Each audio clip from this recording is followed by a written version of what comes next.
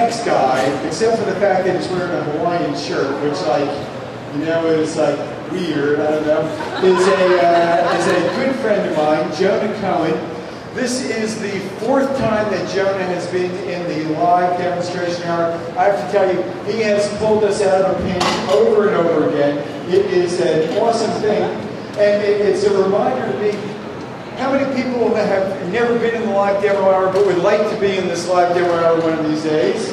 All right, if you would, then sometime right after the show or the rest of the time in the conference, if you just go and give me your business card and write live demo hour on the back of your business card, I will get you on the list for the live demo hour. It'll be awesome. Jonah is also in the outreach department, but he is at the Children's Museum. That's like the whole name of the place. So where is that? West Hartford, Connecticut. And I was talking to him on the phone a couple weeks ago. We were talking about different ideas. And he was telling me about, you know, those water rockets. How many have ever done that when you were a little kid, those water rockets? I never really understood why you needed the water in the water rockets. I mean, I followed the instructions, but I think that's what Jonah's going to be explaining to us right now. So let's have a nice round of applause for Jonah Cohen.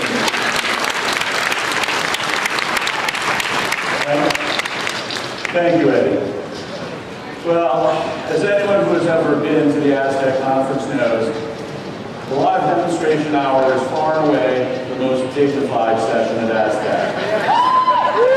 I would never, ever lower the dignity of this session by using it as a cheap excuse to shamelessly shill for another session. Theoretically, the May the Forces Be With You session about doing demonstrations of physics. That would be wrong, people. I certainly would not stoop to the point of pointing out that this session takes place at 12:30 in room 315. Remember our watchwords here: dignity. Always dignity. Now instead, I've decided to show you a little variation on a physics demonstration I'm sure a lot of people have done. This uses the laws discovered by one Mr. Isaac Newton. And as we all know, Isaac Newton had what is almost certainly the most comically inaccurate portrayal in the Da Vinci Code. Seriously, people, what was up with that? So, let me fetch out this device. This here, a simple nozzle and tube apparatus available commercially from many different scientific companies. And again, with our watchword of dignity, I would never, ever stoop to mentioning any of these companies by name, Steve Spangler Science. So, as I'm sure many people know, amongst his many achievements, Mr. Newton did discover the law that for every action, equal opposite reaction. I was going to say comes great responsibility, but your way works too. That's fine. That's fine. So say I was to take this here bottle, which, by the way, I emptied of Diet Coke once we started the show, and made it a massive, compressed, hot, meaningless air, much like yours truly. If I were to release that air and force the air to go that way, that would cause the bottle to go. See, I love working for this audience. Now, a couple things. First, let me stress I have no idea where this is going to land. If any injuries occur, please send all legal actions to the Oregon Museum of Science and Industry. The Bryans are getting ready to beat the snot out of you later. Thanks, guys. Okay.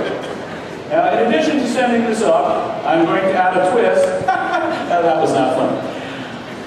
By attempting to use a little aerodynamics with these lovely and high-tech devices taped to the side of the bottle, right now, Nikki Horton is having a heart attack at the lack of aesthetics with this. And the lack of safety goggles, but we're okay. Hold on a sec, I can count that part at least. All right. All right, maybe a little more air pressure. Why not? Please keep an eye out, and that goes for you folks in the back of the tables there too. Yeah, they're not listening. All right, as Nikki did before, please count down from 3. 3, 2, 1. Woo, okay. Now, Let's say, thank you very much. Let's say one wanted to get a little more power out of your air rocket. Let me now attempt a demonstration which I can only stress should never, ever be done indoors.